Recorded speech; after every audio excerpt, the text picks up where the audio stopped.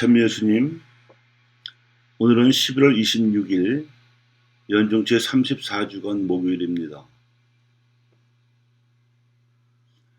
예수님께서 부활하신 이후에 하나님께서는 예수님을 통하여 세상을 다스리시고 예수님께서는 성령을 믿는 이들에게 보내시어 세상을 다스리십니다. 그리고 성령께서 믿는 이들을 이끄심에 있어서는 선과 악으로 나타나는 징표를 사용하시는데 이 징표를 식별하여 믿는 이들은 세상을 하느님 나라로 바꾸어 나갑니다.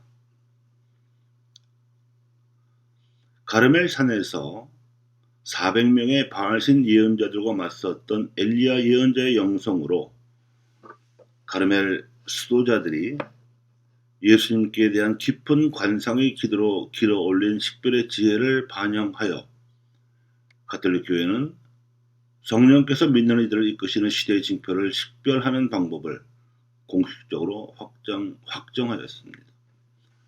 그것이 관찰과 판단과 실천의 3단계로 이루어지는 가톨릭 사회교리 공식입니다.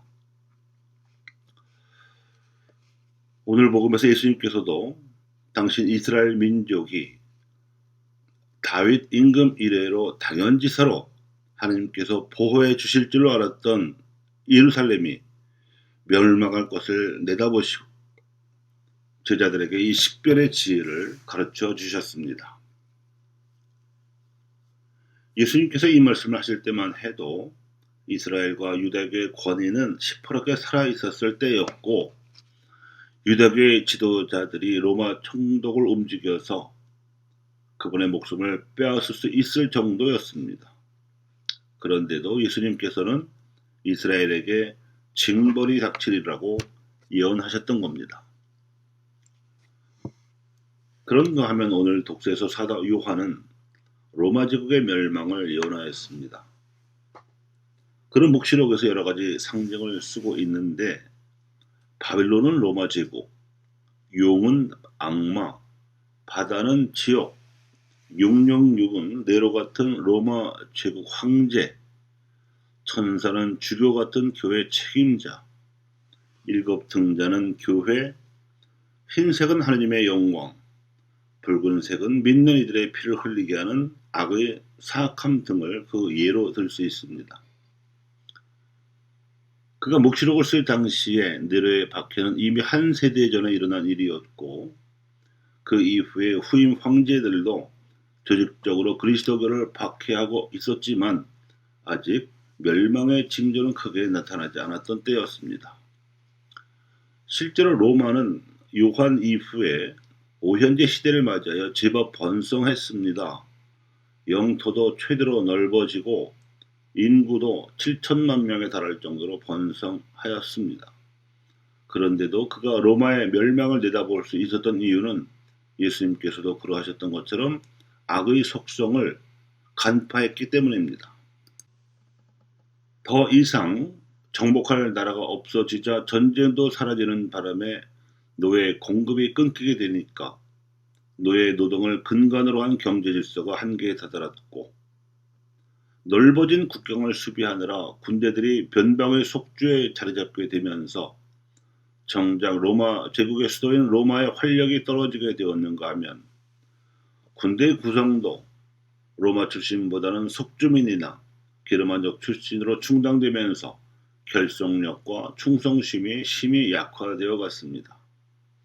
이 과정에서 그리스도교에 대한 박해는 제국 통치에 대한 불만을 돌리기 위한 동기에서 번영의 쾌락을 구가하기 위한 유흥처럼 원형 경기장 등에서 주로 이루어졌습니다. 그러니까 로마 제국의 통치에는 최고선의 가치는 물론 공동선의 가치들을 찾아보기가 점점 어려워졌던 같은 것이고 사도 요한은 예언자적 통찰력으로 이런 사악한 제국의 임박한 종말을 일찌감치 내다볼 수 있었던 것이라고 할 수 있습니다.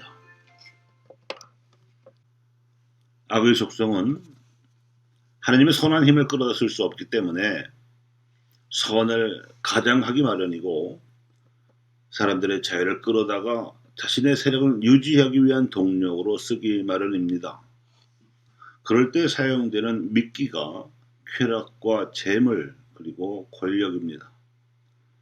이 미끼에 혹한 자들이 걸려들면 악마의 하수인이 되어서 그 악을 세력화시키고 그 수명을 일시적으로 연장시키기도 하지만 이 미끼의 속성 역시 나눔이라든가 연대, 희생이라든가 겸손과 같은 선의 속성을 결코 흉내낼 수 없기 때문에 내부 갈등이 증폭되기 마련이고 분열의 씨앗이 자라면 악은 그 악한 속성 탓에 자멸하고 맙니다.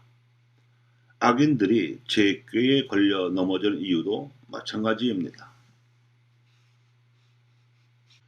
우리 시대에 우리 사회에서도 우리가 식별해야 할 여러 가지 징표들이 나타나고 있습니다. 세계적으로는 제국주의 시대에 산업화를 먼저 달성하고 힘을 비축하여 약소 민족들을 식민 지배함으로써 앞서가던 나라들이 코로나19 바이러스 사태를 수습하지 못하고 비틀거리는 양상을 들 수 있습니다. 이들 나라들은 선과 악에 대한 기준이 모호하고 오로지 자기 국가 이익만을 추구해온 공통점을 보입니다.